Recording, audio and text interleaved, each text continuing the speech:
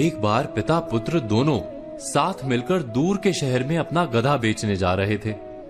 मार्ग में किसी ने कहा कि ये 3 गधों को देखो। अरे भाई, अगर गधा साथ है तो बाप और बेटा पैदल क्यों चल रहे हैं? ये सुनकर बाप ने अपने बेटे को गधे पर बिठा दिया। कुछ आगे जाकर किसी ने कहा कि कमाल का बेटा है भाई, अपने बूढ़े बाप को पैदल चला रहा है। तो बेटा गधे से उतर गया और बाप को बैठा दिया। कुछ दूर जाकर किसी की बात सुनी, भाई कमाल का बाप है, अपने बेटे को पैदल चला रहा है।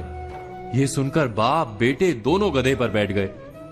फिर आगे चलकर किसी ने कहा, बेचारे गधे की तो किसी को फिक्र ही नहीं। यह सुनकर बाप बेटे ने तय किया कि हम ही गधे को उठा लेते हैं। जब उन्होंने गधे को कंधे पर उठाने की कोशिश की तो गधे ने भड़क कर लात मारी, दोनों की पसलियां तोड़ दी और भाग गया।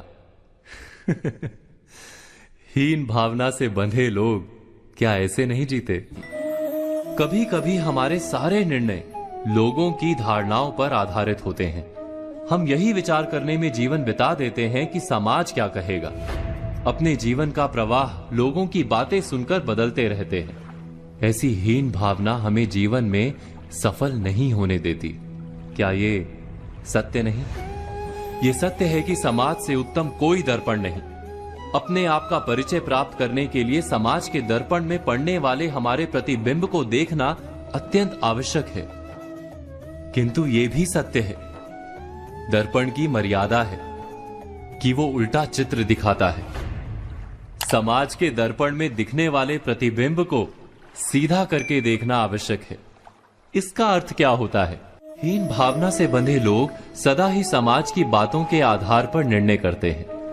इससे उलट श्रेष्ठता से बंधे लोग समाज की बात सुनने से बिल्कुल इनकार करते हैं, सिर्फ अपनी ही बुद्धि पर भरोसा करते हैं। दोनों ही क्या भूल नहीं कर रहे?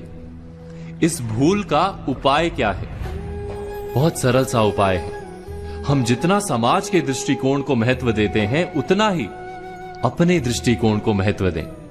अपनी शक्तियों और मर्यादाओं को जानकर आत्मविश्वास से भर जाएं। स्वयं ही हमारे निर्णय हमारे अपने होंगे और अहंकार से भरे नहीं होंगे। ना श्रेष्ठता से लाभ होता है, ना ही हीनता से लाभ होता है। सच्चे आत्मविश्वास से ही जीवन में सुख प्राप्त होता है।